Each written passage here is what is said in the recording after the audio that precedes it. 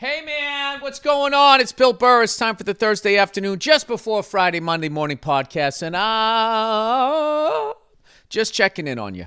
Just checking in to see how the fuck you're doing. How your week's going?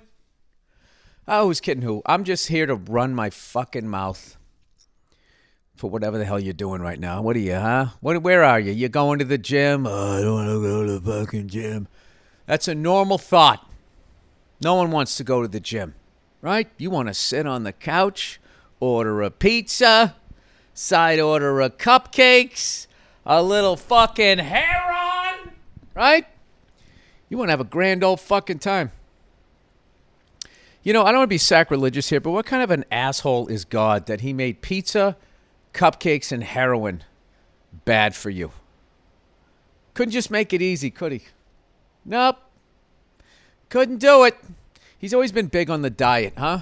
What's so fucking funny is he's like, don't eat the apple, which is actually good for you. And then he sends us out of paradise, you know, because the second you tell a broad not to do something, she fucking goes. Sorry. I know a bunch of pedophiles wrote that story and they had issues with, you know, women with hair around their privates. Sorry. Hey, I didn't write the story. They did. Okay? Anyway, Jesus, where do you go from there? Don't eat the fucking apple, which is actually good for you. You can stay in paradise. Then you go to actually have yourself a healthy thing. Then he banishes out, and then when we go out here, it's like, maybe that's part of the hell. Is that what it is? It's so fucking stupid. You know? But I have to be honest with you, when you really look at all the shit that's happened in the last 5 years, blaming everything wrong in the world on a white woman is, you know, kind of tracks.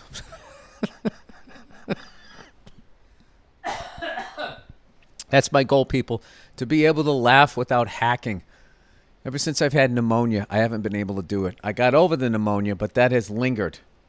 Probably because once I was cured of pneumonia, I went back to smoking cigars. Stupid. So, I'm on it, though, dude. I'm on it. I got them all stacked up. Next time I go over to the Comedy Store, I got like 20, 25, 68 cigars. I don't know how many I got. Going to do a big dump and not take a shit. I'm dumping the cigars off. I'm getting them out of my life. All right? Not 100%, though. I'm going to be that fucking guy, man. I'm going to be that guy that can have the occasional cigar. Ooh, half a line of cocaine, just in case there's fucking fentanyl in it, right? I'm going to be that guy. No. I never mess with the toot, as they used to call it. Riding the rail, right?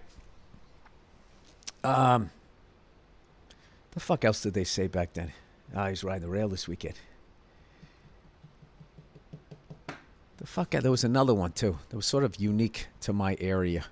I don't fucking know. All I know is my generation was told that Len Bias took cocaine one time and died. And then the Lakers could win back-to-back championships. As opposed, you know, I swear to God, if Larry Bird didn't blacktop his own fucking driveway and Len Bias didn't overdose on cocaine, I mean, first of all, the Detroit Pistons would not even exist.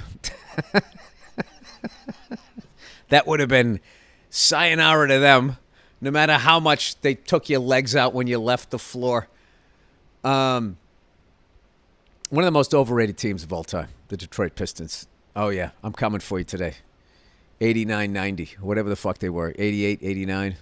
Was 88, what was it? 91, 92, 93 was the Bulls. 94, 95 was Houston. 96, 97, 88 Bulls. Yeah, so it was 89-90 was the Pistons.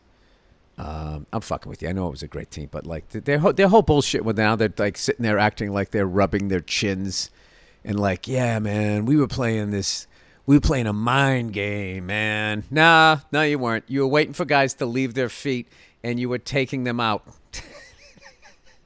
So the best player landed on his fucking head and then you didn't have to deal with them because who's kidding who? You weren't better than they were. That's what it was. I've never respected that kind of play where it's just like, you guys are better than us, so now what we're going to do is deliberately injure your best players and beat you down to our level. And, and then the announcers always say, I'll tell you, you don't like the guy, but you'd love him if he was on your team. No, I wouldn't. So, sorry. I'm drinking a protein smoothie. You're not getting enough protein. You're cutting right now, so you need to feed your muscles. I've been doing a great thing, though. I've been staying away from the fucking sugar. I don't even fuck with it. The other night, I go to this place where they sell all the balloons and all of that crap. My daughter loves balloons, and for whatever reason, they have like movie candy there, right? And it's like fucking. You can get 5 boxes, like the big movie size, for $1 a whack if you get 5 of them. So we were going to go see Fatso, right? The whale. And so I go and I get that shit, right?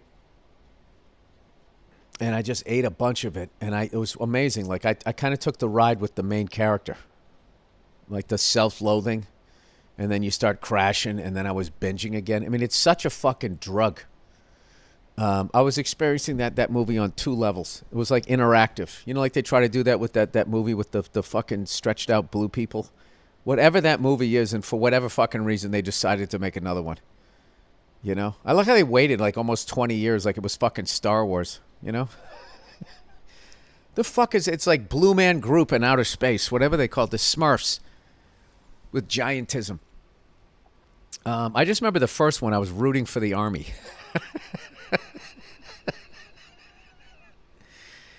It was weirding me out. I'll be honest with you. I got weirded out when I saw the first one, and then also like I knew it wasn't going to be good, so I went with all of like the bells and whistles. Like you wear the 3D glasses and your fucking seat shakes. Some ushers behind you slapping you in the head. Like every fucking thing they could possibly do to make that thing. And I just sat there. I was like, I could give a fucking shit about these things. Here's the thing. If they were actually real, if we actually, the day they actually cast, why aren't real Martians playing Martians? We need real aliens to play aliens. Be funny if Donald Trump was casting that. Then he would just get a bunch of illegals that came in from the Mexican border. That's what the liberals wanted. This is the greatest movie ever. I'm the greatest casting director ever. But the Oscars are this Sunday, and I saw. Oh my God, I keep forgetting the name of this fucking movie I saw, and I absolutely loved it. Oh, wait a second.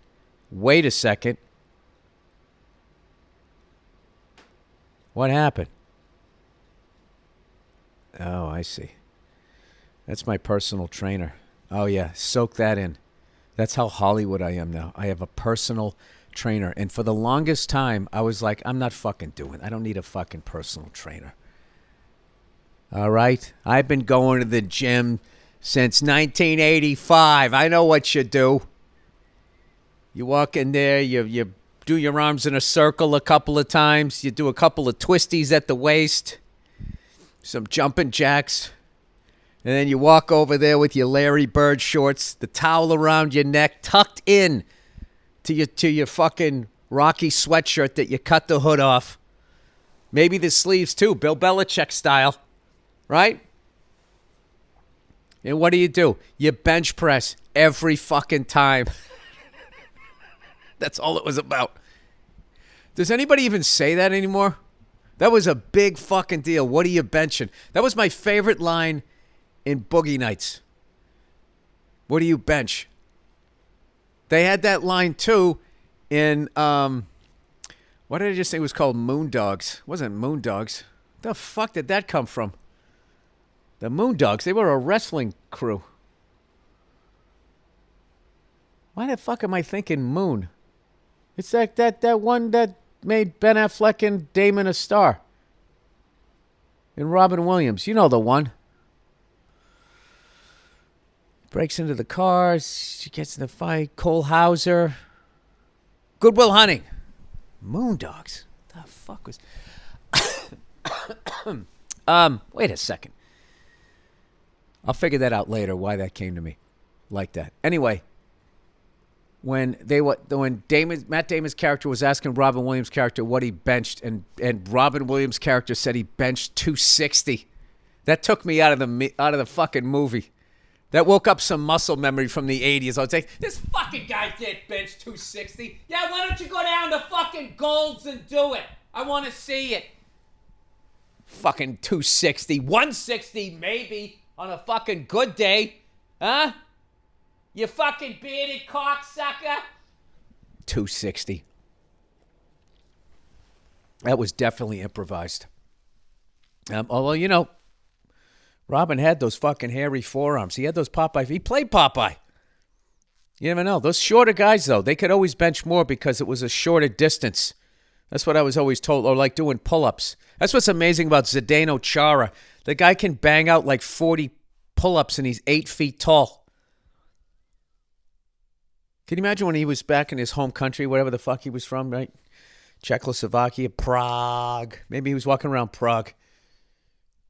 He was probably hanging off a fucking bridge at 15. Couldn't put a pull-up bar high enough in his apartment out there in Prague. You know how Eastern Europe is with those fucking buildings. They look like they're going to fall down, but they're not. With those fucking angled stairways. I'm just fucking with you guys. This is an old school thing that I do, is I trash cities that I'm going to. I'm going to be going to Prague later on this year. On that, sorry, just a little internal burp there. I got a European tour coming up. That's going to begin in Prague, and it's going to end in Athens, Greece. I don't know when we're going to announce it, but I'm announcing it now. I don't know why you can't announce it. Maybe because I'm institutionalized for all these years working with Netflix. Netflix always has, don't say what you're doing until we tell you when to say it, what it is that you're doing. So yeah, it's going to be a nice, fun run through Europe, and I am very excited about that and some other dates. And some of my shows went on pre-sale. Ticket sales were amazing, so thank you to everybody that bought tickets. Old Freckles gets to, again this year, not have a real job, which really was the goal. A lot of people get into this business because they have this creative thing they just have to get out of them. Like I remember hearing the story of Michael Jackson one time. He was in the studio, and he was recording one of his big hits. Who can it be now? Boo doo doo. That was him, right? And at the end of the track, he had to run out into the hall and dance it out of him, whatever feeling he had. Now that's a fucking artist. Okay, you can have that in this business. When he wasn't riding that little choo-choo train around his property, that right there. Or climbing trees with 8-year-olds. That was an artist. And then you can have all the way down to me, all right, who's a guy who tried out the real world. Oh, I did. I packed a lunch. I went to that building every fucking Monday through Friday for a couple of fucking years. I tried. I tried blue-collar jobs. I sucked at that. I liked the vibe better, because you sort of weren't sitting at a desk. I tried the suit and tie thing. I tried them all. I tried sales. I was a dental assistant. I got certified to take x-rays. I got my license to sell health insurance. Oh, I did it all. I tried. And I was like, I don't like, this is work. I don't want to fucking do this. I don't want to do this. So that's the only reason why I do stand-up comedy. It's not because I like comedy. I just don't want to go to the same fucking building. That's what I kind of liked about sales. My favorite part about sales was not selling somebody. It was the in-between part, was driving to the next appointment when it was the middle of the workday and I was out driving around. That was always my favorite part. I had a job washing windows, on like houses and stuff like that. Your fucking fingers would go numb with those storm windows. Some old lady would finally get her fucking windows wash for the first time since the fucking Korean conflict, and you'd be sitting there trying to get them going, like your index finger. You had to switch. By the end of the day, you were out of fingers. You're down to your pinkies trying to get them going. You're using 2 fingers. Sounding vaguely graphic. I'm talking about opening windows, you fucking perverts. So my favorite part of that job was driving between each job. I had it over the summer. It was a summer day. My buddy had he had a Ford F-150, four-wheel drive, brand new, like an 88, in that iconic silver. And I thought that truck was fucking gorgeous. Always wanted one of those. You know, it's funny. I ordered an F-250 last summer. Hey, fucking Ford Motor Company, when are you going to have the robots take 11 minutes out of their day and slap that thing together so I could drive around town and act like I know how to fix things? I'm dressing the part too. I'm going to get a flannel. I'm going to go to a fucking what's those smelly stores with the old clothes? Vintage store, right? Oh my God, you can literally smell the people that died in those clothes. Although I will tell you, I went into one of those the other day because my wife wanted to go, let's go in there. They have all cute things in there. And I go in there like, oh my God, how can't you smell somebody's dead grandmother in here? It's the combination of the smell, and then you go up to the register and they literally have brooches. Oh, is there anything creepier than estate jewelry? I always just picture the swollen, knuckled finger that they pulled the ring off of when they came over there. The person had been dead for 4 days and the cat was eating her face because there was no more fucking cat food around. Sorry. That's what I think about when I go into a vintage store. Other people go in there and they're like, hey, man, you know what? I'm going to dress like the lead guitarist in an underrated English rock band from the 80s. That's what they go in there and they sort of get a coat that's kind of a World War I German coat, but not really. You can also throw it over a suit, you know, or you get some suspenders and some leather pants and no shirt, and then you throw the Nazi overcoat over you, you know, and then you got to have a nipple ring to tie the whole thing together. That was a big, you know. And then have a poor excuse for a fucking mohawk. And some of those Seattle, what were they? Not Rickenbacker. What were those fucking boots that everybody had with the stitching on the side? You know the ones. The ones that comics used to wear when I moved to New York. Comics who wore those fucking shoes, whatever they were, they didn't like comics that had high energy. They thought that we were hacks, performers. Because they were writers, and they would come out there in their shoes with the stitching down the side, and they would just stand there and do their jokes. And they would kill, but they wouldn't kill like a performer, and it always bugged them because their jokes were better than our jokes, and they knew it. You know, but we were up there like fucking Tony Robbins, you know, with a headset, selling the shit out of our shit. Sweating, screaming, falling down, doing whatever the fuck we had to do. Why? Because we wanted to make you laugh and make you forget about your troubles? No. Because we didn't want to go back to the real world. All right. Anyway, I am coughing less. Oh, Jesus. Anyway, I watched the Celtics yesterday beat the fuck out of the Portland Trailblazers. Portland Trailblazers have not won the NBA championship, I believe, since 1977, which I also believe was the last year Led Zeppelin toured the United States of America. In other words, what I'm saying is they're in a bit of a drought. 46 fucking years. Those guys, like, what did they do? What did they fucking, that's like some poltergeist shit. Like, I don't know what they built their stadium on, but the amount of talented people that they drafted and then they just get these inexplicable fucking injuries. Like, Sam Bowie was unbelievable. Was he at Kansas? Or was he at Kentucky? One of those K schools. Every kiss begins with K. What were those fucking cars, those Band-Aid colored cars that those chicks used to drive around? Mary Kay Cosmetics. There's another job I would have tried out if I didn't become a comedian. All right? And I wouldn't enjoy selling rouge to a fucking 84-year-old. What I would enjoy would be the drive over to the person's house. Oh, my God. I would fucking spray perfume. I would put perfume right in my mustache before I walked in there so I wouldn't smell her impending death of that, you know, when you walk in, you know. I guess none of you guys had a paper paper route's that's like a fucking churn and butter kind of job. I had a paper route from 3rd grade until 9th grade. And I remember you knew what customers were going to die on your paper route. You just knew when you walked in their house, or if you walked into their house and everybody was young, but you smelt death, they were like, all right, their Nana's in the basement or it's up in the attic. One or the other. They got somebody moved in.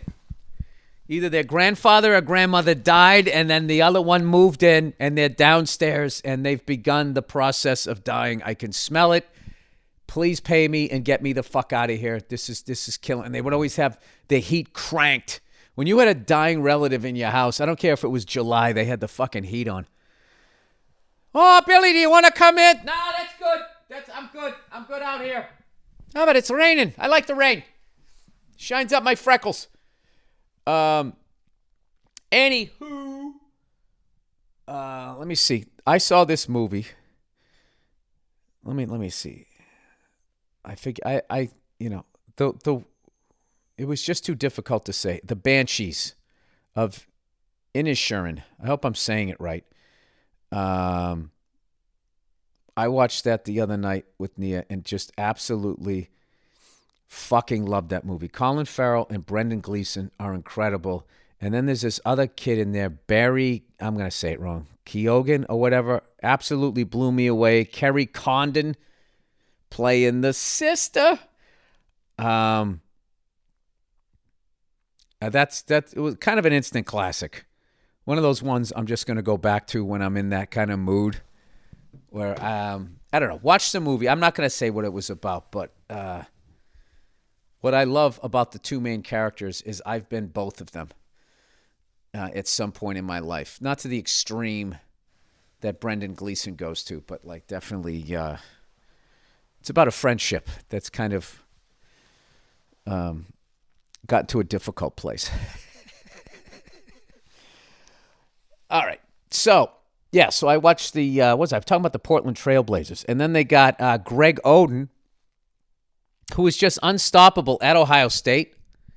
Big Ten, legit basketball, And then they fucking draft him, and he had like some fucking like microscopic fracture of his knee. They paid him all of this money. Could have picked him or Kevin Durant. Let me see what the draft. Oh, these are always crazy. This is like the worst thing a sports fan can do. Is go and they look up NBA draft Greg Oden. Dude, Greg Oden he's only 34 fucking years old. 35 years old. Unbelievable. All right, Greg Oden, Kevin Durant. That was the big thing that year. Who you going to pick? And the Seattle Supersonics, at that point we'll call the Seattle Sonics. All right, the 2007 NBA draft. Let's see. It went as follows. This is the worst thing you can do as a sports fan, because then you'd be like, why the fuck did they take this guy when this other guy was still available? Draft selections. Number 1, Greg Oden was selected first overall by the Portland Trailblazers, but was plagued with knee injuries and retired after 7 seasons. He was a fucking man-child. The career that kid would have had. Kevin Durant was selected second by the Seattle Supersonics and is considered to be one of the greatest scorers of all time, winning the 2014 MVP, back-to-back finals MVPs in 2017 and 18. I didn't know he got the finals MVP. Al Horford, what a fucking draft, was selected third overall by the Atlanta Hawks and has been named to 5 All-Star teams. He's going to get a championship this year, hopefully. Mike Conley was selected 4th. Oh, Joakim Noah. When the fuck did that guy not show up to ball? Answer, never. Every night. Marc Gasol, Pau's brother. This is what kills me. What is it, like 2 rounds of the NBA draft? This is the hardest fucking sport to make it in. There's 2 rounds. 60 people get drafted. That's it. Think about that. There's 64 teams in March Madness in the tournament every year. So that means there's like 4 entire teams that won't get drafted if they took one player. We can do simple math. We can do simple math. Don't talk down to us. Don't you talk down to me with your simple math. Oh, aren't you just a fucking high thread count cunt? I really want to get that going. Oh, hello, fucking hairy high thread count. No, that's not a good one. That's a high thread count. It's just tough. That's why that never stuck. Theodore thread count. Teddy thread count. I'm going to let that go. It'll come to me. All right. I'm going to read a little bit of advertising. I should say I'm going to read a little bit of advertising. I'm not going to read a little. Oh, look at that picture. Where'd the other one go? That was when I took my daughter to her first and only Red Sox game. Airplanes over the years. Off we go. You know, I went to... I did a nice flight the other day, man. This is the time of year to go fly. When it's rained like that this year, I'm telling you. I was talking to this guy the other day. I went to... my daughter went to a birthday party, and I was talking to the dad.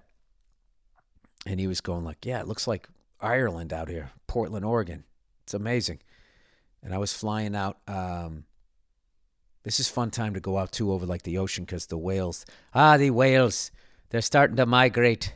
Whatever the fuck they're doing. I've only seen one ever. It looked like a glow stick because it was like noon. And it was really sunny out. And it was just below the surface and the sun glistening off of it.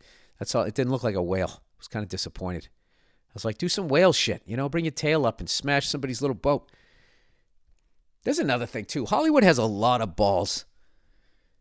You know, when you look at the casting, why did I say it like that? The way they fucking wagged, I'll never get over that. The way they wagged their finger about social fucking issues. The shit that they've done with animals, the stereotypes that they've done with them. I just watched Serpico the other night with some buddies. My God. Fucking amazing movie. But the roles that black people have in it, there was a first woman, she's getting raped by like 3 black dudes. We got like 3/4 of the movie. I'm like, that is literally the first black guy that I've seen in this movie that was not doing something illegal and then got arrested. And then all these years later, they're like, hey, red states, why don't you get it together like we have it together? You ever think that maybe a lot of the ways that they think about those people was because of the movies that you fucking liberal cunts made? You ever think about that? Oh, look at me trying to make points. All right, Simply Safe. You know, if you're a regular listener, you know, at my age, regular means something else, but I still have a young brain. I know what they're talking about here. You know, I always recommend Simply Safe Home Security, and I'm not the only one. What was that? You may say, I recommend Simply Safe Home Security. Ba-da-boo, boo, boo. But I'm not the only one. There it is. U.S. News recently named Simply Safe the best home security system of 2023. Sorry, that was a tribute to fucking Yoko. And CNET recently awarded... No, sorry. In fact, I was going to do Yoko. By the way, have I ever told you how much my neighbors hate me? And CNET recently awarded them their editor's choice for home security. There are many reasons why Simply Safe is trusted by experts and customers alike. Simply Safe is designed with cutting-edge technology and backed by 24/7 professional monitoring. In an emergency, use Fast Protect technology only from Simply Safe to capture critical evidence and verify the threat is real. So you can get priority police dispatch.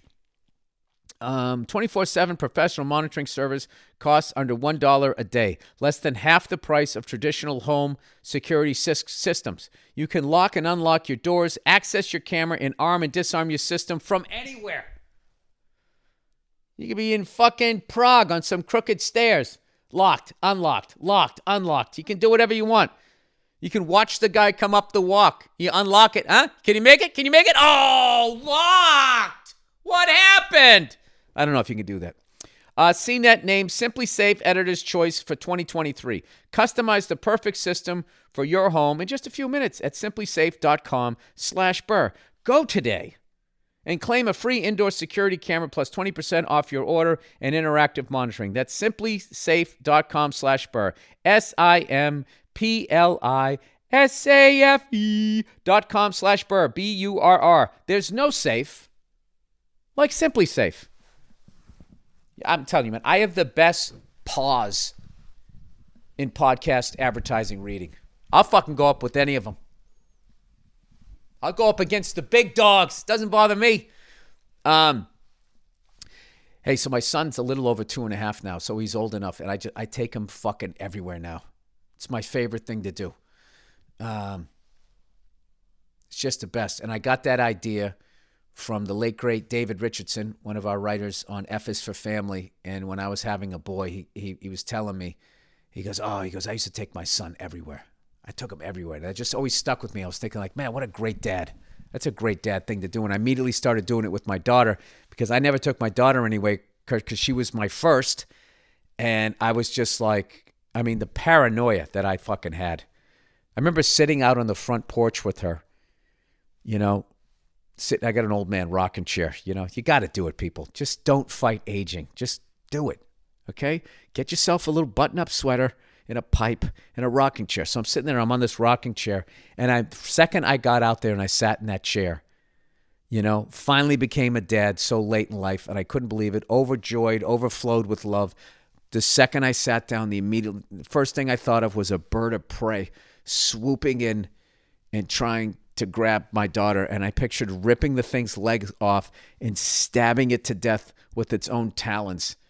And do you remember when that fucking Nazi was stabbing that Jewish army guy there in Saving Private Ryan, and he was talking to him before he did it? That's what I was going to do to the bird. So needless to say, I didn't take her anywhere until David Richardson, who I miss tremendously, one of the darkest senses of humor of anybody I've ever met. Him and Mark Wilmore. What a massive losses to comedy. Anyways, that's a sad way to end. But I am thinking about death lately because my friend Diana passed away. Unreal. Every time I stretch now and roll out, I'll never not think of her. If you didn't listen to my last podcast, she was my 75-year-old masseuse. Jedi masseuse that got rid of my sciatic nerve problems, frozen shoulder, rotator cuff things. My back was twisted. I was all fucked up from lifting in the 80s. In the 80s. I was actually talking to a buddy of mine who actually introduced me to her. And we were laughing, and I was saying about her, I was like, if you lined up everybody that she helped in life and everybody that she told off, because she didn't take shit from anybody, both lines would disappear over the horizon. She was fucking hilarious and one of the truly just great people I've ever met in my life. So once again, I'm still eulogizing her. Rest her soul. All right, so that's the podcast. Please enjoy the music that the great Andrew Themelis picks out. And then we'll have a bonus episode of the Thursday afternoon, just before Friday, Monday morning podcast. After this, I hope you guys have a great day and a wonderful weekend, you cunts.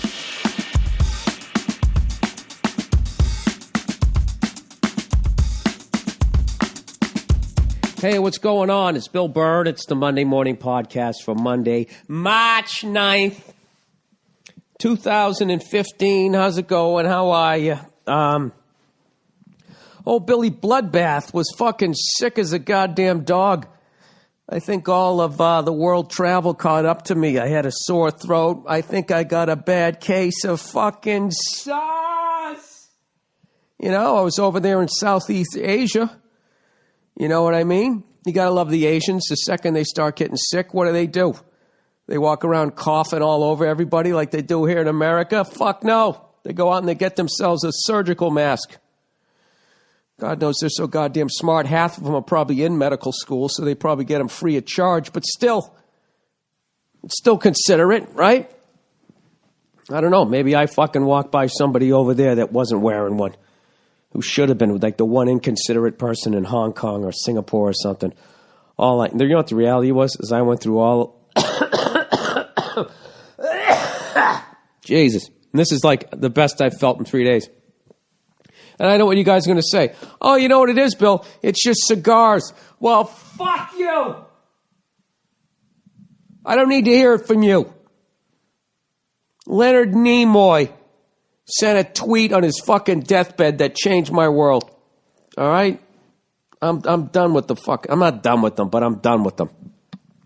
All right, I haven't smoked in, 2 weeks?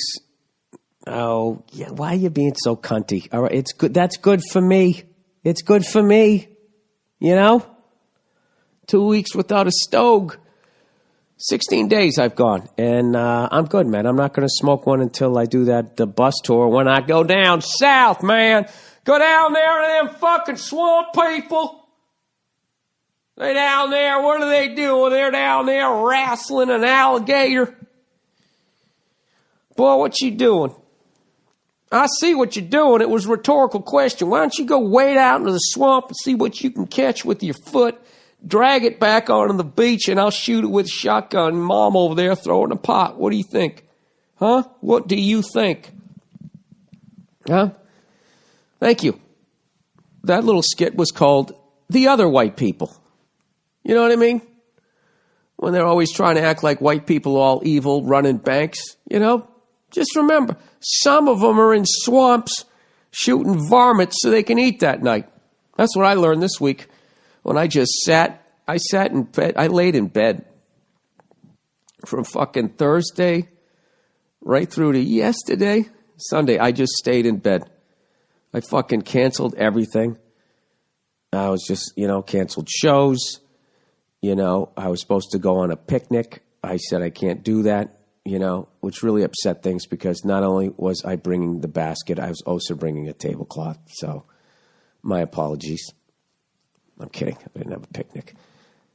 You know why I'm thinking of a picnic? Because I saw this thing Louis Vuitton makes. They actually make this fucking little bar, this portable bar. This is when you know you're a booze hound. Your wife's looking at some fucking, whatever the fuck they look at in those stores. And you're like just thumbing through the catalog going, look at this overpriced bullshit, right? And all of a sudden you go, oh, wait a minute. They got a bar? And you can bring it with you? Like, that's like some old school shit before Mothers Against Drinking and Driving, before drinking and driving was even a problem. First of all, back in the day, it's like how many people even had cars, right? There's barely any fucking roads. And they were all pretty much straight. Went right from the farmhouse right to downtown, right? There wasn't a problem. You made your booze at home anyways, right in your bathtub. There really wasn't a problem. So that was the thing. You had to bring your booze from home over to somebody else's. I don't know. I know what the fuck I'm talking about, but I laid in bed for, I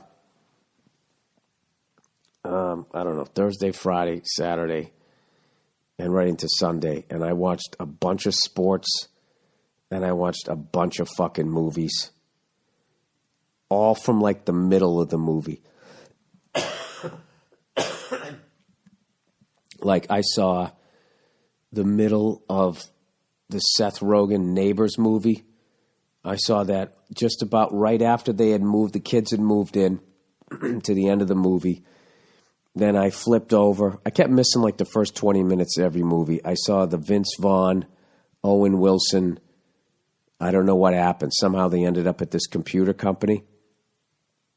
I saw that one. And then I watched that Robert Durst Jinxed. Has anybody been watching that? It's about this fucking rich dude, right? This rich fella who, he's just jinxed. Like everywhere he goes, like somebody dies.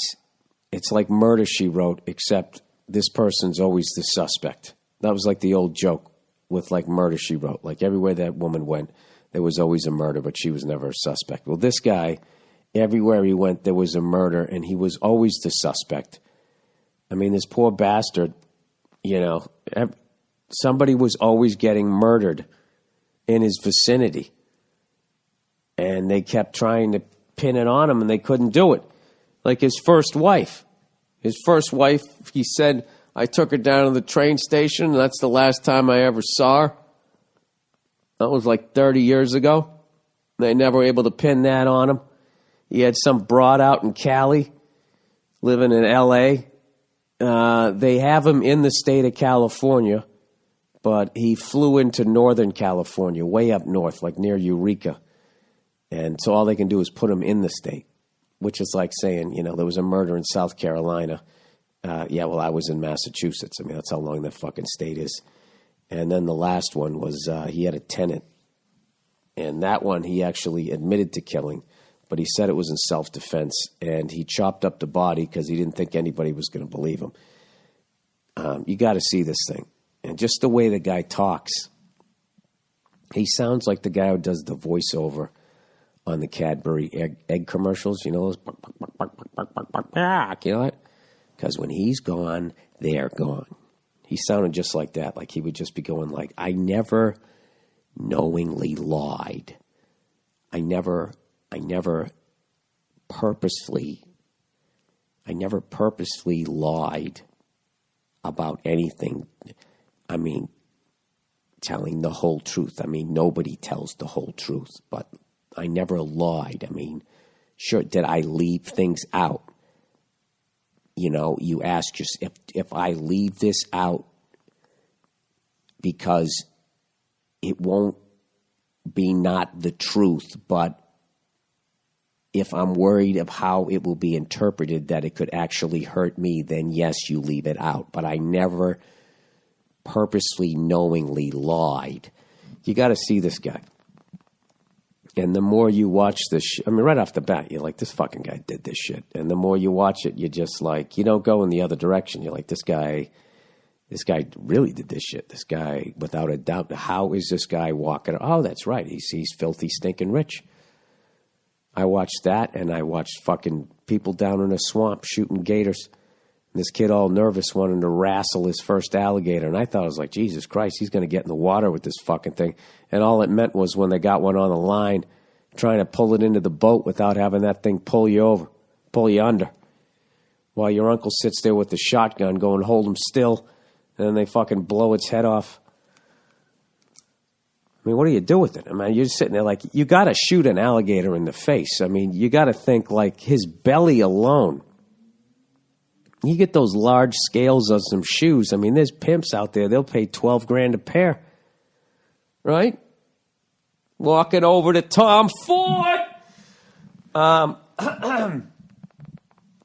never knowingly. I'm gonna use that with my wife one time, right? When she sits there giving me shit about something. You said you're going to be home at 2. It's 4 in the morning. All this shit. I'm going to be like, look, I never purposefully, knowingly lied about when I was going to come home to you. Did I leave out some of the truths about buying the last 14 rounds? I mean, nobody tells the whole truth. Anyways, so what else did I watch? I watched Carolina Duke. Duke. I watched that shit and just sat there enjoying that rivalry. And whenever I watch Duke Carolina or any big like college football game, is anybody else like this? Like, did you ever just wish like, man, I wish I studied, I wish I studied in high school and actually got into a good college so I could follow a fucking, like the college I went to had no fucking sports programs. There's no way to follow them. There's no way to follow them. What do? You know what I mean? If you fucking go to Ohio State, like any fucking mouth-breathing jerk-off in the state of Ohio, it's a fucking state school. You can get in there. University of Michigan, just to be fair with that rivalry. If you could be living in a goddamn fucking cow patch on the Upper Peninsula of Michigan, you can go to the University of Michigan. All you got to do is, I don't even know what you got to do. Fucking, have like a fucking B- average, maybe, and come stumbling onto that campus with your fucking blue and maize poncho, and you're in the game. That little bus city they got there. This fucking campus is so big they got buses and shit. They got all these fucking schools where you don't even have to be that smart to get into. Like USC, there's another one. If you just show up with a tan line, you get in at the school. And then for the rest of your fucking life, you get to kind of still be connected and root for the old team. You know, put on your raccoon fucking floor-length coat. Rah, sis, boom, bah, right? 23 skidoo, whatever the fuck they do. Call it Statue of Liberty play. You get to fucking hang in there. Fuck it. What the hell was I thinking? Why didn't I study? I never purposely didn't study or lie to my teachers. No, it fucking kills me. Kills me that my adopted school is LSU, right? Like, that's one of those schools that, like, you know, basically, if you just have teeth, they're going to let you in if you're in fucking Louisiana. And, you know, I know this is offending a lot of people, but the truth hurts. Those giant fucking schools, they have so many buildings. They have so much real estate. The overhead they have just to keep the grass mowed. Anything with a pulse that's from that state that's walking in, they're taking your money. They don't give a fuck. Go ahead, go buy a goddamn fucking Go Tigers t-shirt. Go fucking do that. And then they give it to the out-of-state people. Like, I actually would have been smart as an out-of-state student to get into LSU. All right, but if I lived in Louisiana, all right, if I was down there in the swamp, right, down there in the marsh, you know what I mean? With my fucking jeans all rolled up mid-calf, down there trying to get some sidewinders and some fucking crawfish, whatever they do down there. I mean, you don't have time to fucking learn how to read. You know, fucking state like Louisiana. I mean, come on. Alabama, University of Alabama. I mean, in Auburn. Jesus Christ. They just have this invisible line. They're just trying to get people to learn how to read, even at the college level. If you're just fucking somewhere, you know, they're just trying to get caught up. Just so they're still recognized as a state. Anybody in the northern part, you guys wear crimson, which is they think is so, like, oh my God, a fancy name for the word red, right? They let them go to fucking Alabama. And then any animals left down south, they send them to Auburn. That's all it is. And then what they do is when out-of-state people show up, everybody fucking dresses up, and they put on their saddle shoes and their fucking sweaters, and then they jack up the prices. You know what I mean? Because someone like me, I came from a real state, Massachusetts. You know? I'm used to schools like fucking Harvard and MIT. Like that's the high watermark of where my head is at. Obviously, I'm going to think that you have to be smart to go to the University of Georgia. I've never been there. I don't realize that most of the people don't have running water in these states. So if I was to show up there, I would just be, you know, I would have to pay through the nose. So that's why I didn't study when I was in high school, because I was like, well, there's no way I'm getting into Harvard. There's no way I'm getting into MIT. And every other school, you know, here in fucking Massachusetts is just basically, you know, let's get shit-faced for 4 years, essentially, right? I got to pick one of these schools. Oh, and I went to all of them. I went to like 3 different schools in Massachusetts before I finally finished up, right? But I never went out of state because I just assumed that, you know, you had to be smart to get in those schools. Had I known, now that I've gone around, I've done stand-up at most of those schools, and I saw the unbelievable, the horror of what is the educational system in this country. I mean, I think I would have studied. I wonder where I would have gone. What's funny is somebody's going to cut that up and they're going to put it on some fucking returning sophomore website or whatever the fuck thing, the incoming freshman thing. Gonna get fucking sued for libel, maybe. And I'll just say it's a comedy podcast. It was just jokes. I wasn't knowingly lying about your school. By the way, speaking of that type of shit, getting in trouble for shit that you say, I got to tell you something right now. Watching Kurt Schilling going after everybody who trolled his fucking daughter is one of the greatest things I've ever seen on the internet. I am so, like, just loving every second of watching Kurt Schilling do that shit. That's the funniest shit ever. As far as I can tell, he's the first guy that ever flipped the light switch on and sent all the roaches running for the corners. All those tough-talking fucking... I mean, you know, these people are just fucking around or whatever. And Schilling's going like, you know, I know all their names. I know where they live. I know where they work. And how he's going to shut them down. And how these tweets are going to follow them for the rest of their lives. It's like, Kurt, you're not that important. It's not going to follow them for the rest of their lives, okay? It's very current, you know? And then it's going to be fucking over. I think it's going to be. But I actually think it's funny that every once in a while, you need that balance, you know? Just to keep trolls on their toes. I don't know. I think it's funny as fucking hell. I mean, God knows comedians get in trouble for everything every 5 seconds. Why can't trolls? Those fucking idiots. Hey, congratulations. They weren't even good jokes either. Congratulations to my daughter. She's going to be pitching at this school. And then somebody, I'm going to rape her. Tweet. Then he loses his job at like fucking Papa John's. He's sitting there crying in some empty pizza box. It was just a joke, man. I can't believe that guy with the fucking World Series rings is taking my job, man. Something the Yankees organization lost their fucking job. I think it's hilarious. You know? Because they do it to entertainers all the fucking time. Anything we tweet all of a sudden is taken seriously.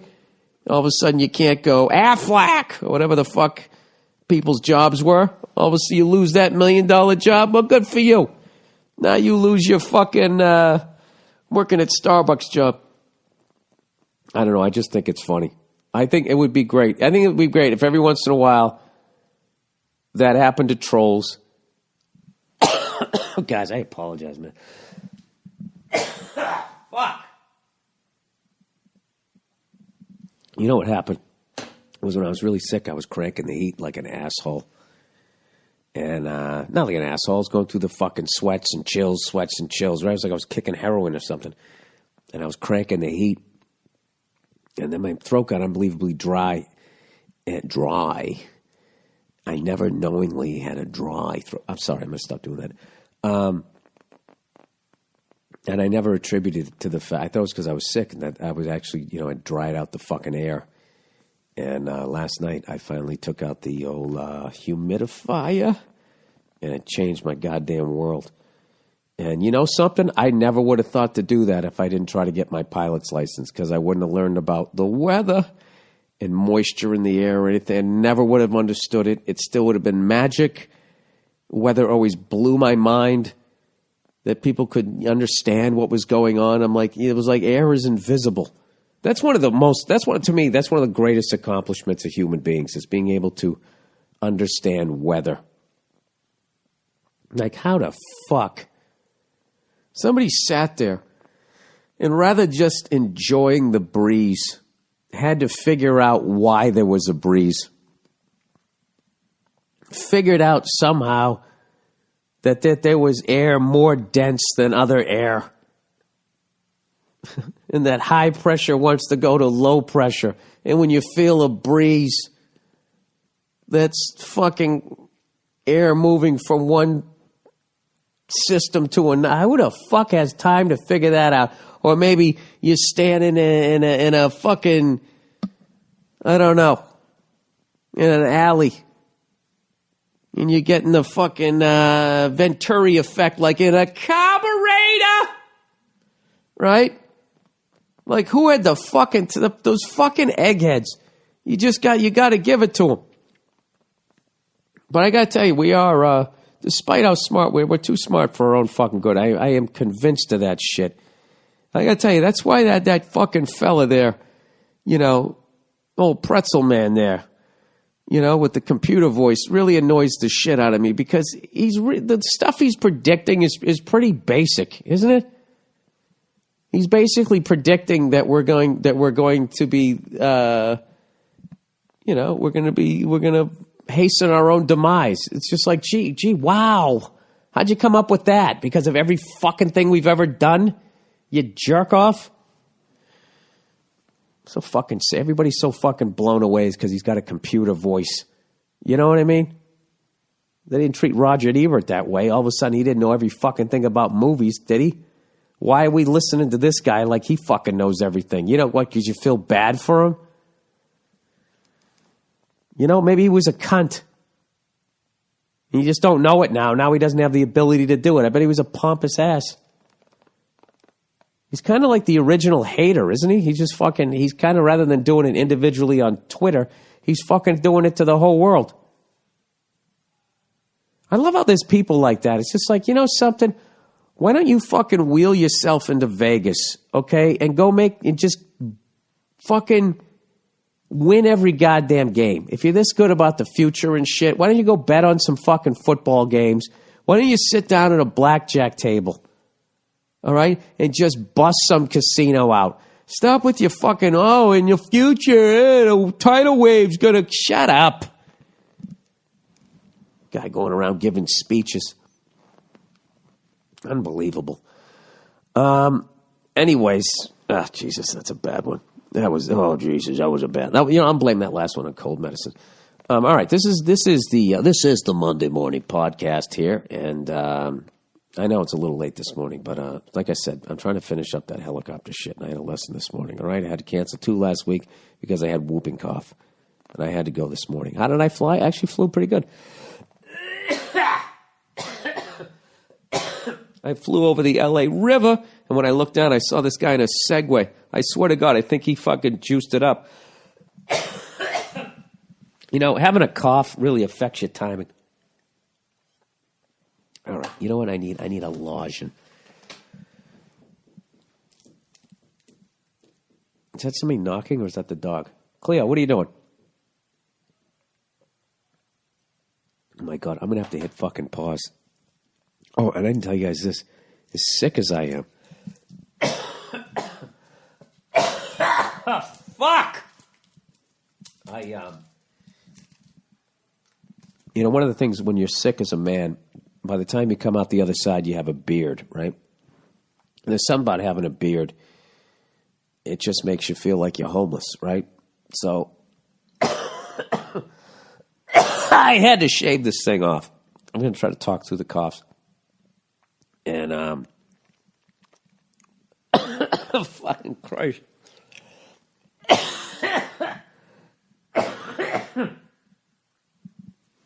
This is fucking unreal. So I go to shave this fucking thing off. I have to hit pause. All right, I'm back. Jesus Christ, that got bad. I was going to cough up a fucking lung here. So I'm going to trim this fucking beard off.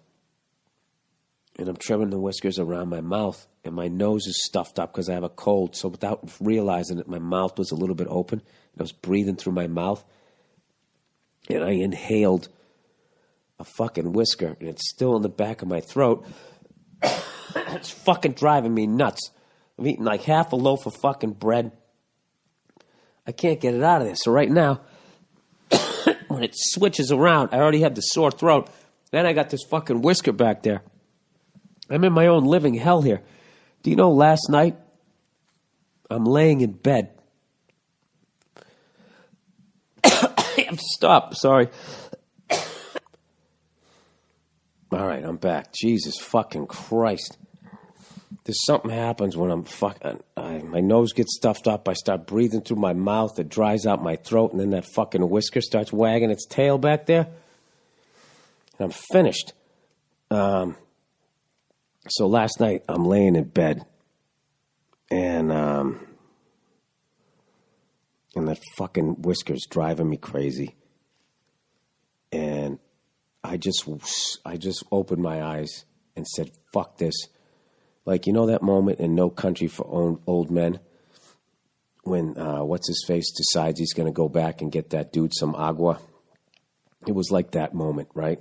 And I went upstairs and I opened up this takeout food, like utensils. And I took out the knife, right?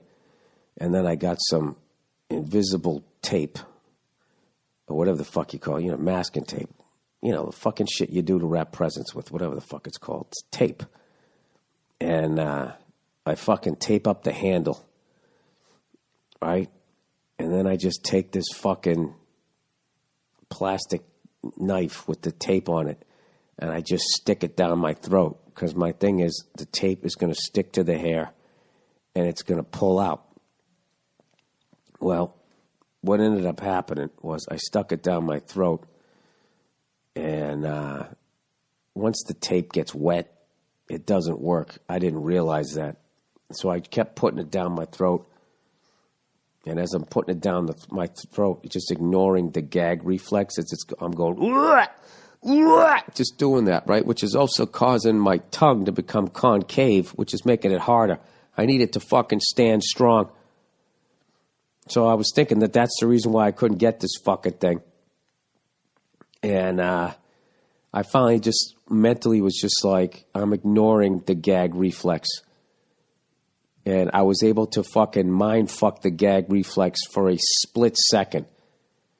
But what the result was, I made a noise that it sounded like somebody else made it. It didn't even sound like my own voice. And it actually made me laugh, and then I puked. And I got to tell you something. The fucking hair's still back there. I can't get rid of it. So I guess I just got to eat like 90,000 fucking loaves of bread. If anybody has a solution, I looked it up on the internet. Nobody has a solution. Nobody out there. Nobody knows what the fuck you're supposed to do. All right. Hey, by the way, I'm going to read emails at the end of this. If you'd like to send an email to this podcast, the podcast email is bill@themmpodcast.com, and the Twitter is @themmpodcast. All right? All right. Okay. Here we go. Reactions to last week's email about keeping the name ISIS. Bill, the overwhelming majority of people said that they should keep the name ISIS. Reasons varied from "don't let the terrorists win" to "it's a great song." So there you go. Follow up to the girlfriend's breath stinks. Oh, remember a couple weeks ago? This guy met the woman of his dreams, and her breath, as George Carlin would say, could knock a buzzard off a shit wagon. He had to figure out a nice way to say that. All right, Bill, here's the follow-up. Bill, I emailed a few weeks back asking you what to do about my girlfriend's breath. Your advice, as well as Nia's, was taken to heart and put in action. Oh, Jesus, here we go. At first, I thought maybe giving her my iPod saying, "You have to listen to this," and play her the audio of you two talking about what I should do while I walked away, but I thought better of it. Oh, Jesus Christ, don't do that. You better hope she never fucking hears any of this. I never even thought of that. I'm so fucking wound up in my own bullshit.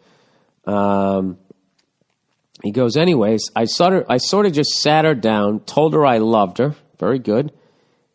She was at that point was going like, all right, he's either going to break up with me or tell me that he's gay. Look, before we go anywhere, I just want to let you know that I love you. Oh, fuck, here it comes. What do you got, a third nipple? So anyways, he says that he loves her and that I wanted her to go to the dentist because everyone should. I told her I'd pay for her first visit and then get her on my dental plan when I start work. Fortunately, she asks, why? Does my breath stink or something? Sort of with a laugh, like she was expecting me to say no. But I kind of raised my eyebrows and shoulders and smirked a bit. Oh, and he goes, wasn't the smoothest way of doing it, and she was a little taken aback, but that was expected. She thanked me for offering to pay and told me she'd start taking better care of herself. I don't think she can do much more, though, because I did see her brush and floss all the time. Should have said that before clarifying some things. Anyways, hopefully the dentist finds out what's wrong and everything turns out all right. Thanks a bunch, and thank Nia for me, too. All right, there you go. So, what was I going to say? That's a good deal. Yeah, I remember hearing a story. I forget where the hell I heard it, but it turned out to be a sinus infection. And there's just something about, like, when your breath just stinks, like you just can't smell it, which makes no fucking sense. And every comic in the world has done a joke that makes no sense because your nose is right above your mouth. You ought to be smelling it all the fucking time, and you can't. Well, thank God it worked out. I was actually meaning to read advertising here, but it's probably good that I read some nice emails after my previous fucking hacking up a lung there. All right, let's get back to this shit here.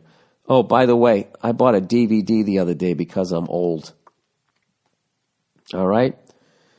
I'm getting SoundCloud taken off my computer because I'm bold. Oh, shit, am I rapping? I actually am getting it taken off.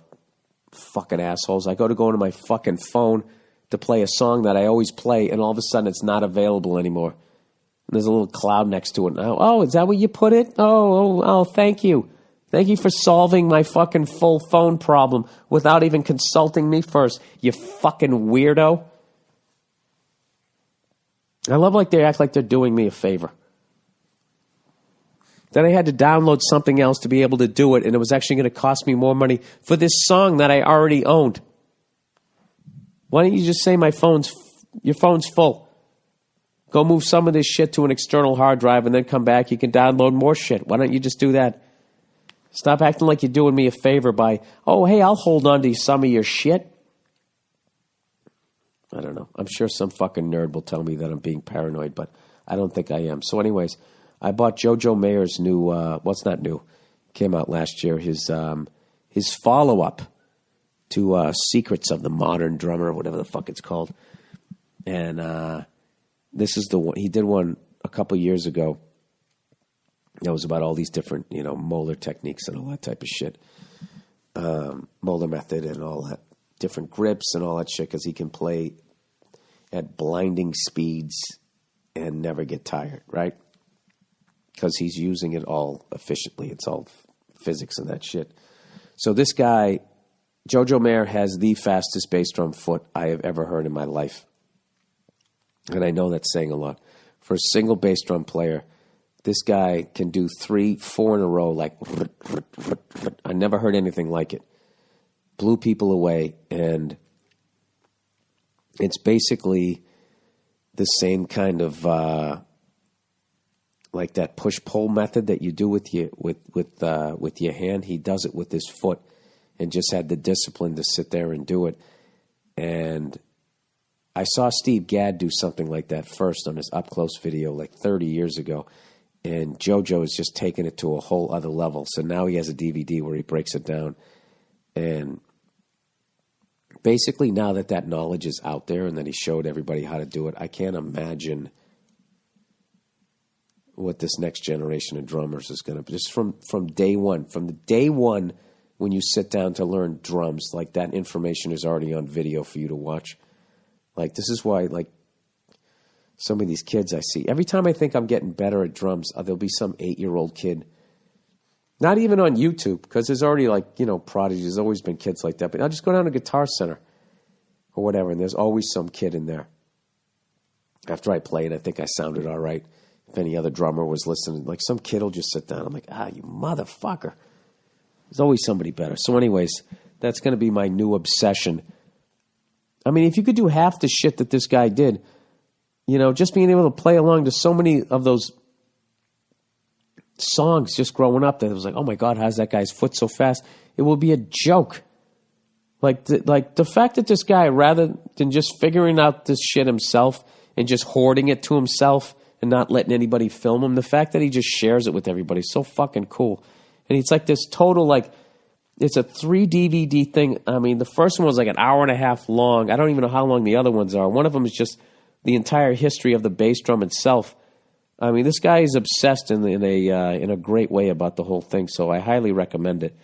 Like I said, I was laid up for fucking 3-4 days, and that's all I did was just sit there and I watched this thing on women in prison, and you're thinking like, all right, man, this can't be worse than guys. But, oh my God, they just showed the blood after a fight that was on the floor between two, and they didn't even have any weapons. I mean, it looked like somebody fucking gutted a pig. Fuck it. I would never. The only way I could ever survive in prison was the second I got there would be to attack a guard and then survive the beatdown. And every time they went to take me out of the hole, I would just attack them again. And then they finally just decide that this person cannot be around anybody else. And then I would slowly go crazy. They'd let me out once a day. My vision would end up being fucked up. Your eyes, actually, if they keep you in a cell long enough, that actually fucks with your vision. You lose your far-sighted ability because you don't use it anymore because you're fucking looking, you can't see beyond 8 feet. Isn't that fucked? I saw something about that one time. I can't remember where. Or did maybe somebody tell me that and they had no scientific background. I have no idea, but I'm presenting it as fact. What else? Jesus, I'm tapering off here. Oh, and I saw a commercial for the new fucking Cadillac. 4-door fucking sedan that's going to go 200 miles an hour. How fucking great is that? I swear to God. I think we're handling global warming perfectly. Just stay the fucking course. And when it all just, whatever. When the water rises up like it is in Miami, when that happens over the last bit of Greenland, whatever. We had a good time. We had a good fucking time. We had a nice run. Why not? 200 mile an hour sedan. Phenomenal. All right, let me read a couple more of these things. I apologize for the weird breathing, the sound of my fucking cough drop, but I'm playing hurt this week, all right? Give me a break. Just be lucky you can't smell the Vicks Vapor Rub. All right, girlfriend flirting. Hello, Red Billy Boy. I have a question for the podcast. I met a great girl 6 months ago. She's a real lady. And she prides herself on being honest and loyal. That's a red flag. Anybody who says, I pride myself on being honest and loyal, I just feel like they're already fucking... that's like Roger Clemens when he used to always do the workout videos. For the local TV. Look how hard he works out. And you find out he's fucking, doing roids or whatever the fuck he got busted for. Here's another one I noticed. I watched a lot of reality TV with my wife, and she watches the fucking The Apprentice, Donald Trump. This is what I learned. Anybody who uses that expression, lead, follow, or get out of the way, right? They're always a fucking moron. And they're basically saying, like, fucking, I want you to do everything my way. That's such a moron expression, lead, follow, or get out of the way. I don't know who came up with that, but it was instantly on T-shirts. And I never saw anybody remotely intelligent with the T-shirt that said lead, follow, or get out of the way.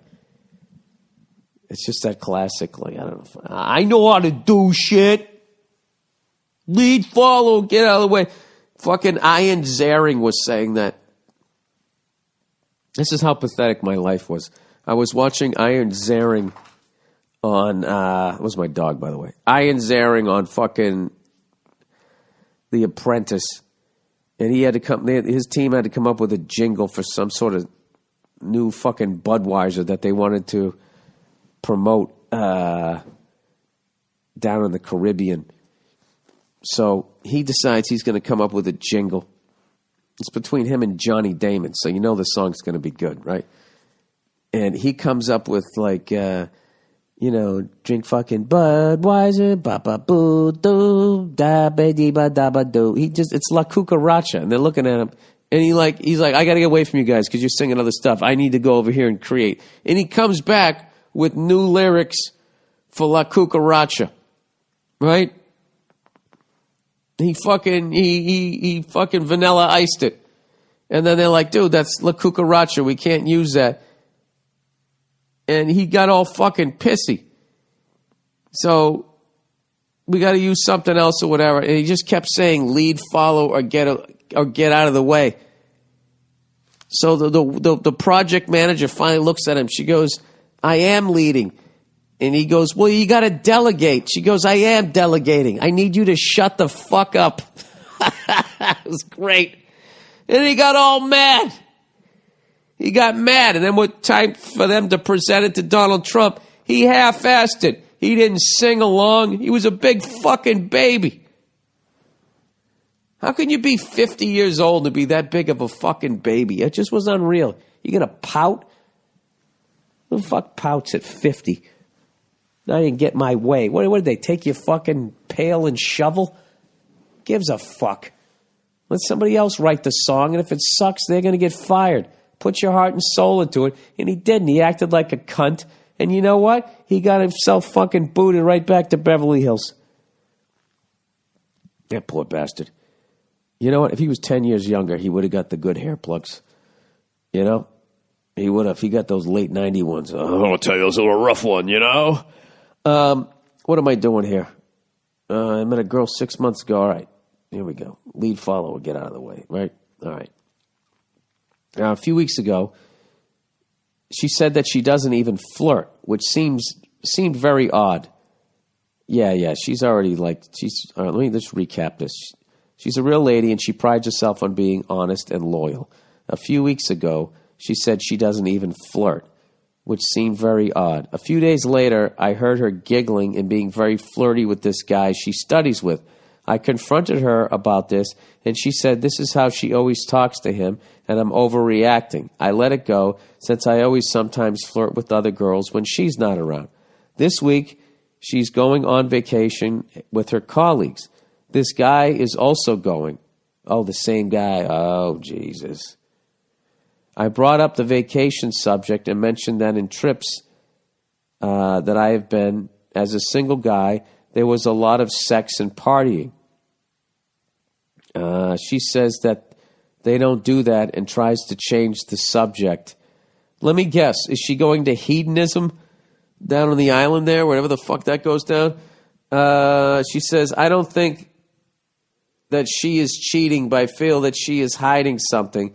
She also doesn't seem very attracted to me lately, even though she says so. What's your take on this one? What do you think about flirting? Thanks, and go fuck yourself.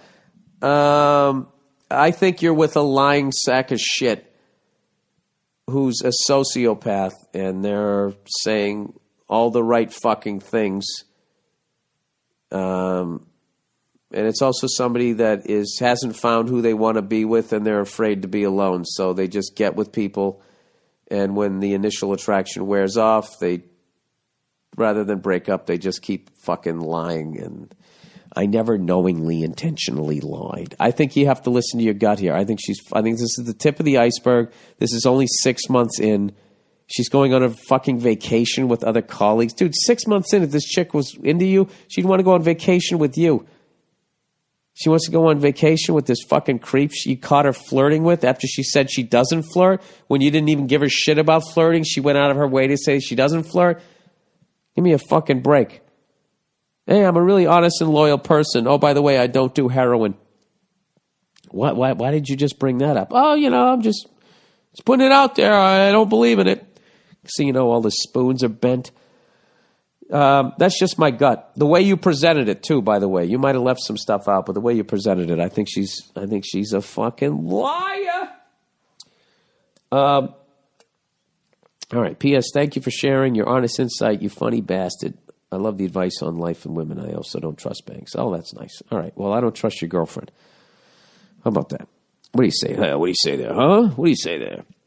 You know what's funny about that? And if she actually did cheat and you confronted her about it on one of these fucking TV shows, that they would actually still somehow blame the guy. You know what I mean?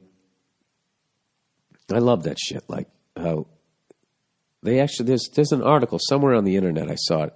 You know those things that they try to just get you to click on it?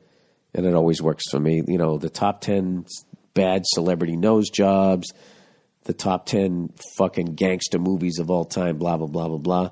They had the top 10 reasons women cheat, right? So I looked it up. And 8 of the reasons were the guy's fault. It's the funniest fucking shit ever. Oh, another movie I saw a little bit of. Remember that movie Monster with Charlize Theron? That movie is one of the most sexist fucking movies of all fucking time, but it'll never be called on it because it's going in the other direction. The fact that is a movie about a serial killer it's like when you look at movies about serial killers, like the Jeffrey Dahmer one, the Henry Portrait of a Serial Killer, they are monsters, right?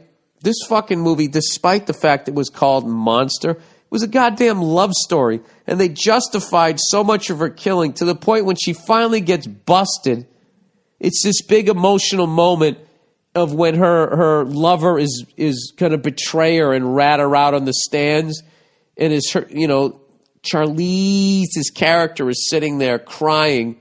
She's saying with her eyes like, "It's okay, baby, I understand." Do you know how fucking infuriated I would be if I was a relative of one of the actual victims of that absolute fucking lunatic serial killer? They almost made her a fucking hero. I mean, I was waiting for this Sally Field moment where she just stands up and holds Union Now. It was, you know, for other fucking female serial killers. It was ridiculous. I don't know. I don't have any. I don't know. I'm getting very extra jaded as I get older, and I'm giving a fuck less about people's complaints because I'm finding they never complain for other people. They're always bitching for themselves, right? Like, take the Oscars. Women got up there, right, and they complained that they don't get paid enough and blah, blah, blah, blah, blah, blah, blah. Now, why are they complaining? Are they complaining because it's unfair, or are they complaining because it's unfair and it's happening to them? You know what I mean? Which is the reason why guys are complaining about it, because they don't give a fuck about it because it's not happening to them. But that doesn't make women better people because women don't give a fuck about the shit that's happening to guys. Have you ever seen a woman out there that gives a fuck that there's yet another fucking man standing in a bay window looking out, seeing a FedEx or a UPS truck pulling up as he's just sitting there having a mini heart attack, thinking in his head, Jesus Christ, what the fuck did she buy now? She's spending all my fucking money. What the fuck could she have possibly bought now? She's spending it faster than I can make it. You know, what about that financial dynamic? Do they ever bring that up? Have you ever seen a woman stick up for a guy in that fucking situation? Why would they? They don't have time. They have their own fucking problems. So that's how I view it. Oh, is that what's happening to you? That sucks for you. I don't really feel that, but it's just fun to annoy people sometimes. All right, let's plow ahead here. I mean, look, obviously I feel like people should make the same amount, you know, if you do the same fucking job. All right, but, you know, when you're also completely fucking that same group of people over that you're bitching about in 100 other fucking areas of life and you choose to overlook it, you know what I mean?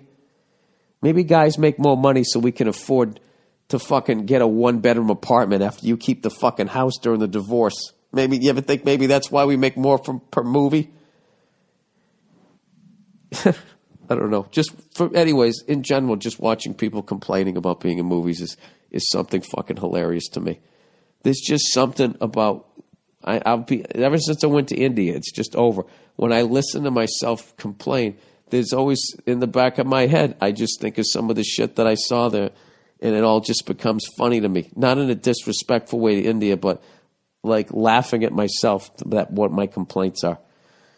You know, when I pretend to be a cowboy, I don't make as much as you do. Aw, what size is your mansion? Fat shaming help. Hey there, Billy, back on the wagon. I am back on the wagon. I mean, I had I had a glass of wine last night, but I have not been boozing. This is what a good boy I've been. Paul Verzi. The great Paul Verzi was at my house, and I watched him smoke a Cuban cigar, and I did not smoke one with him. And by the way, he saw the rebuild downstairs, and he gave it rave reviews. Rave reviews. Rave. I'll tell you right now, I will fucking put my downstairs bathroom, I will put this bathroom up against any fucking bathroom in a 5-mile radius. All right, that's saying something in L.A. There's a lot of fucking super talented people out here that they got bathroom money. All right, I am at dancing monkey level. All right, so I took my dancing monkey money and I put it into a fucking. I'll tell you right now, there's not a day. It's not a fucking day. It's the greatest fucking thing ever. Everybody thinks you put a bathroom in for the broads. They don't fucking get. You put a steam shower in, it's fucking over. It's unreal. It's unreal. The only thing missing from it is in that steam is just a fucking gorgeous masseuse walks through it, you know, and finishes you off with a handy. Wouldn't that be fucking phenomenal? Can you imagine how much more forgiving the business world would be if every man's day started that way? Oh, just don't understand how, but the church is against it. Can't have that happen. Can you imagine that? You know, and then you spray a little eucalyptus in the air afterwards. It's just, who's fighting on the subway? Nobody. And if elected, every man gets a steam shower and a handy to start the business day. All right, fat shaming. Hey there, Billy, back on the wagon. Love the podcast and also want to inform with you and Joey Roses. I was supposed to hang out with Roses the other night. I was too sick, man. I fucking love that son of a bitch. I'm 6'1" and used to weigh 370 pounds, and now I'm down to 219 pounds. You goddamn right you are. Good for you. Dude, that's fucking insane. That is 151 pounds. My math is correct. My math is correct. Wow, man. If that thing that I overheard in a bar that says if you're fucking, every pound of fat is 5 miles of capillaries, that's like 605 miles you just took off of road that your fucking heart has to pump every time it goes, whoa, whoa, whoa, whoa, whoa, whoa. That's fucking phenomenal. I said, took me a little more than a year to lose that much, and you were a big help with that. Your podcast makes working out fun. After all, what could be more fun than old Billy boys screaming about nerds or the government? More than that, your fat shaming always makes me work a little bit harder, and I had never noticed the way I'd get derailed by sugar and salt combo that you frequently talk about. For a functionally illiterate, angry head case, you drop quite a bit of knowledge, my friend. I'm telling you, well, look, I do the same thing everybody else does. I fucking yo-yo up and down, but I keep it within a 20-pound thing. Like I went back up to $184. I was down to 168. That's my wheelhouse. 168, 172, and went all the way back up to like fucking $184. And I'm disgusted with myself. And I'm back down to what is it, like 178, 179. So I dropped 5 pounds. And this is what I do. I just immediately I actually will go to the gym because if I just get on a fucking elliptical, all right, for 45 minutes and then do the 5-minute cool down, I just start doing that every fucking day, and it fucking sucks for the first 3 days. The first 3 days. And that first fucking night when you stop eating around 5 or 6 and you just had a protein with a salad, and then you're just crushing waters for the rest of your night, okay? But you got that sugar and salt. You're fucking addicted to it because you've been eating it. Is go and get some ice cream, get a burger, order a pizza, go make yourself some eggs. You just have to fight through that. So, like, I'm on it right now. So what I do is I have celery and turkey slices. And even then, a lot of that turkey slice will have a lot of salt in it, so I kind of limit that. But I just, I'll put a little peanut butter on a fucking, the piece of celery. Just shove those things down. Fucking eating celery is like eating air. And all you got to do is just make it through the first night. And the next night is way easier as far as the food thing goes. But cardio sucks for 3 days for me.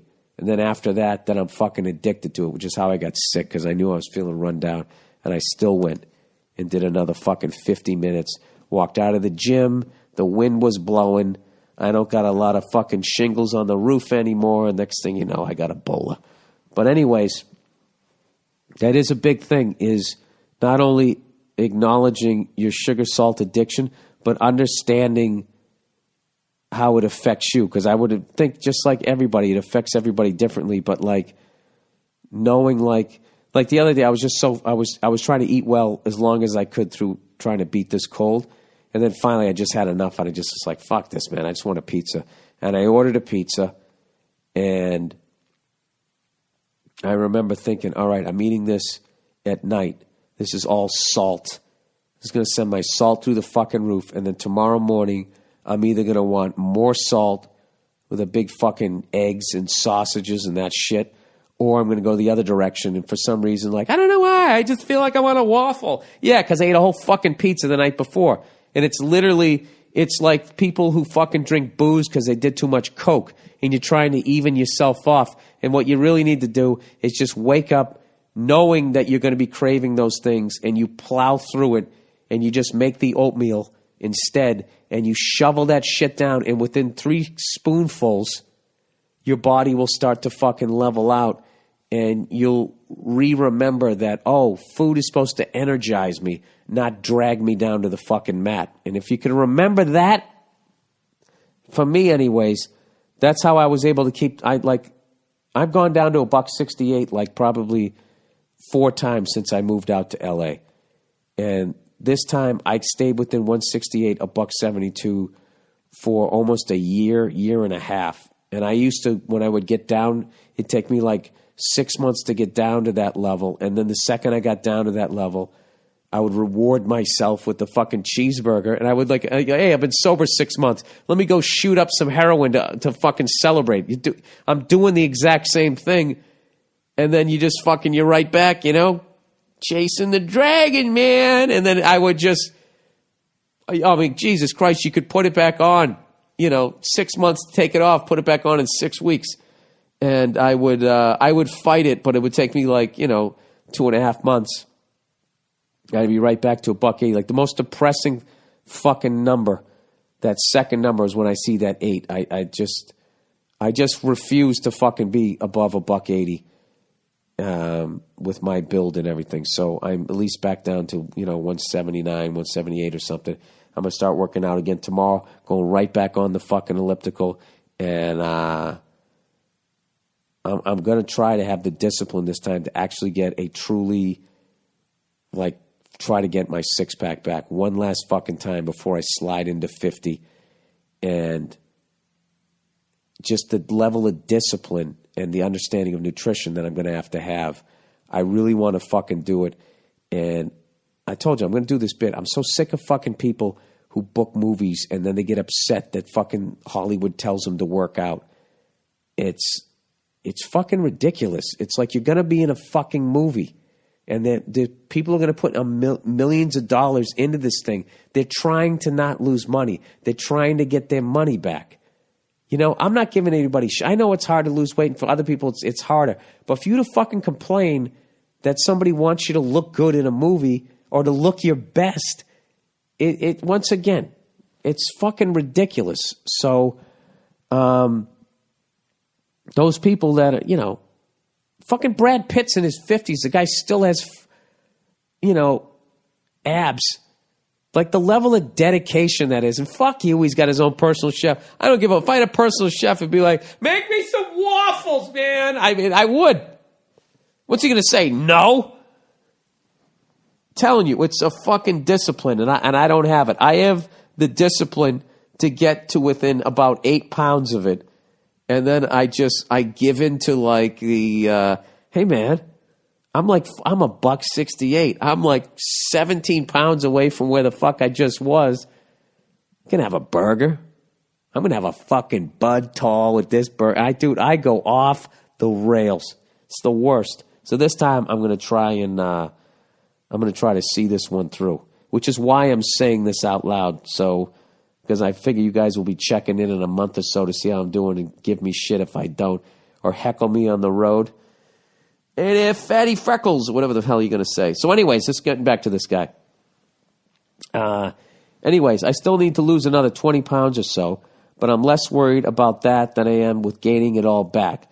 This is where I need some more help from old Freckles there. Oh, you know what? I think I just brought it up here. I was hoping you could give me some fat shaming on the podcast that I could use for inspiration if I start to gain some of the weight back. Basically, if you could just give me some version of self-talk in the mirror when you start to gain weight, that would be amazing. As always, go fuck yourself. Hey, this is what you do. Like, you know how much work it took you. You know what I would do? I would write down the amount of months, I would write the amount of days, the amount of hours, and write down to the minutes that you had to work to get down, and then just write just something to motivate yourself. You know, are you going to give it all back, you stupid cunt? You know, don't give it back. Don't. And you know what happens? You're going to put that on your wall or on your bathroom mirror, and this is what's going to happen. All right? That's going to motivate you for about 6 days. And then what's going to happen is it's going to be a part of you brushing your teeth, and it's not going to hold the same meaning. So what you have to do is you have to constantly be updating that. All right? And you got to get yourself into the fucking mindset like you're not giving it back. All right? So this is what I would do. Okay? There's going to be holidays, there's going to be birthdays, there's going to be, the night out or whatever. Okay? But this is what you got to do. If I would weigh myself every morning. So you don't fucking not weigh yourself, for months on end, because that's all of a sudden how you get 40 pounds behind the fucking 8 ball, right? You weigh yourself every day. And if you went out and you ate bad or whatever, you decided to treat yourself, all right, you're going to be a couple pounds over, okay? Then you got to have discipline. Like, I got to get back down to where the fuck I was. And then you have to have a number that it's just unacceptable. Like with me, it's $1.80. Unacceptable. When I see that 8, it's fucking over. I don't give a shit if it's Thanksgiving tomorrow. Well, who's kidding who? I'm fucking eating Thanksgiving. But like it's done. What did you say your weight was here? You were 370. So now you're down to 219. All right? So I would just say when that second number is 3, that's it. That's it. Shut it down. Shut it down. And I'm telling you, you give yourself that small of a fucking window, you got that small of a fucking journey back. And what happens is, I have friends who have weight issues. What happens is when they start putting it back on, that self-loathing, I fucking hate myself. And they just haven't learned that skill yet to just fucking grab that demon by the throat and fucking choke slam it and just turn it back around. Before you go 100 miles in the wrong direction, and now you got to go 100 back. That's a 200-mile trip. You could get 10 miles down the fucking road, turn it right back. That's 20 miles, no big deal. All right? So you just really have to be like, listen, like for me to sit there and act like I'm going to be 219 for the rest of my fucking life and never go up a little bit or maybe go down a little bit is fucking nuts. And for me to act like I'm never going to fucking have a piece of pie or, some comfort food is ridiculous. But you just have to have like those be special things that you do And you have to learn how to live at that weight. And I would actually, now that you're down at 219, whatever you did, I would also be always looking for some new way to work out.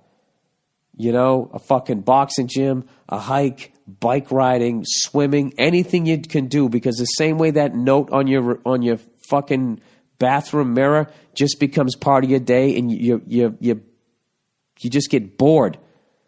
If you get bored with your workout, that gets dangerous, because you never get bored eating. There's always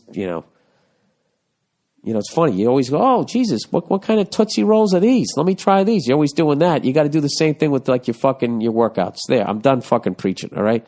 This podcast is getting ridiculously long. Dude, that actually, what you just did is inspiring me to go to the fucking gym tomorrow, man. Good for you, dude. I've never had to try to lose weight for over a year. That's unbelievable. So, dude, you work that fucking hard, man. You can't do that. You can't give that back. You just can't. You can't. And you have to keep reminding yourself in a new way, all right? Make yourself proud. Don't fuck yourself over. All right, sleazy douche. Aye, Bill. This guy's from Scotland, or he's a fucking pirate. Long-time listener. Love your shit. Saw you both times in Sydney. Please help. All right, maybe he's a Scot from Sydney. I don't know. Maybe he's like Bon Scott, right? Ah, fuck. All right. There's this fucking cunt. He grew up with my girlfriend. This is why I love Australia. What a way to start a fucking thing. There's this fucking cunt. He grew up with my girlfriend as the lovable, sleazy guy that everyone tolerates. Oh, I gotta hate that dude. That's just so-and-so. That's how he is, they say. So recently, he commented on a photo of my girlfriend leaning forward and unintentionally showing some cleavage on Facebook, and I can't stop thinking about wanting to slap him. All he wrote was, Jesus. But what kind of cocksucker thinks it's okay to comment on someone else's lady in a public forum? Any idea on how I can satisfy my desire to right this situation without making it too uncomfortable for my girl? Thanks, and go fuck yourself. All right, well, first things first. I think your assessment of this person, everybody knows this person. Secondly, I don't know how your girlfriend accidentally leans forward and unintentionally shows too much cleavage. This wasn't a video somebody else took that was shot live. This is a photo. I'm guessing she uploaded it, so she was all right with it. How do you accidentally, oops, is that my ball bag? Now I have to upload it. You know what I mean? I don't understand why this person is in her life or in anybody's life. There's a bunch of different ways you can go with this. You can go, I don't know. What do you do? I mean, I want you to say something to the guy, but I don't think it's going to work, though. I mean, if this is a movie, you walk up and you slap him in the face, right? And then your girlfriend appreciates you and then reciprocates physically. But we know that's not how the world works, don't we? So, and we also know you can't blame your girlfriend. So what do you do? Jesus Christ, this is a fucking quagmire. I thought this was going to be easy. This is goddamn quicksand here. So recently he commented on the photo. He's a fucking jerk off. Why waste your fucking time? This is what you do. You know what? This is what you do. You just put that in the old memory bank, right? The next time you're out there playing Aussie rule footballs and he's on the other fucking team, right? Did I say footballs? Aussie rules, right? Maybe that was actually me. That was a Freudian slip about fucking kicking him right in the balls. You take him out. That's what you do. Or you just wait. You pick your fucking... This might be one of those ones where you lay back, right? You pick your fucking spot. And, when the time is fucking right, you make your point. You look him right in the eye and you make your point. Who knows? If he pushes you, you get to slap him and you don't look like an asshole. Right? Was that all right? I don't know. For some reason, that guy really fucking annoyed me. I might have given you bad advice because I kind of got let my emotions get the best of me there. All right, let me read another couple of fucking ads here, and then we can wrap this thing up. Yeah, that's what I would do. I would bank that one.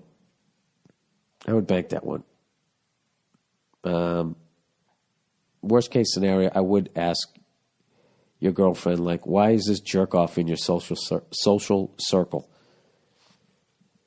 And just hear her out and be like, all right, why? What's wrong? Because I think he's not a good person. I think he's a dirtbag. Like, why do you say that? Well, because he's commenting about your boobs. Oh, well, that was just bull. And just be like, all right. And you just leave it at that. You said your thing to her, and then whatever. Then that sucks. Then if you fucking slap him in a bar, you establish motive with her from the conversation that you know she's not going to forget. That's a tough one. You might have to go fucking psycho on this one. You might have to just... It's never good when you keep it to yourself. Fuck it. Keep it to yourself. Just don't fucking do physical harm to him. But a nice bitch slap, a nicely timed bitch slap, that could be a good thing. Next time he says something, oh, dude, that would be hilarious. The next time he's out and everybody's sitting around all coupled up and he's just the fucking jerk off, right? And he makes some sort of rude comment. Slap him across the face. Not hard, where you'd like actually do physical damage. Just slap him in the face like you would a kid. And then you point right in his face and just be like, hey, behave yourself. Like whatever a parent would say to like an 8-year-old. And just leave it at that. And even if everybody thinks you're a psycho, at the end of the day, you still did it. And you know what? Even if he is a cunt, he's going to watch his fucking mouth around you. That's more fucking belittling than getting punched in the face. If someone just fucking what if you just grabbed him? You know how your mother used to grab you on either side of your cheeks and she'd fucking, she'd grab you. I don't know how to explain it. She'd just pinch in both of your cheeks and then your fucking fish puckered up. Your lips puckered up like fish lips. You fucking grab you and she'd wag her finger right in your face. Just give him one of those. Something real parental and humiliating. Oh, Cleo! Get up on the bed. What's up, buddy? Huh? This fucking dog. I really hung out with you for the last 4 days, and I realized that you sleep 12 hours a night and 4 hours during the day. You get up to go to the bathroom or eat or to come up on the bed and be pet, and that's it. You know what? You got no goals. It's fucking perfect, man. All right. So, yes, we have no bananas. That's the name of the tour, the Billy Bible Belt Tour. We had the Billy Red State Tour. Keep staying with the Billy name. Billy Bible Belt. I thought about Billy Bob's Bible Belt. Something south, but no. Billy Bible Belts. Old Freckled Fury is coming through the South. I thought about Berman's March. No, I can't do that because I can't rub it into their faces that not only did we win the Civil War, but we committed war crimes. Was that a war crime? Well, we won, right? Well, that's it. I did Night of Too Many Stars, so look for that. I did a little bit of stand-up on that, and Martha Stewart just stared at me the entire time, which was unsettling.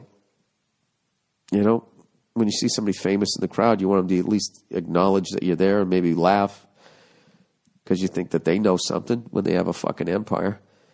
She wasn't feeling it. All right. Jon Stewart hosts, who's the greatest fucking guy ever in this business. So in tribute of him and all his great work that he did on The Daily Show, this is your moment of zen. This is my dog getting a back rub.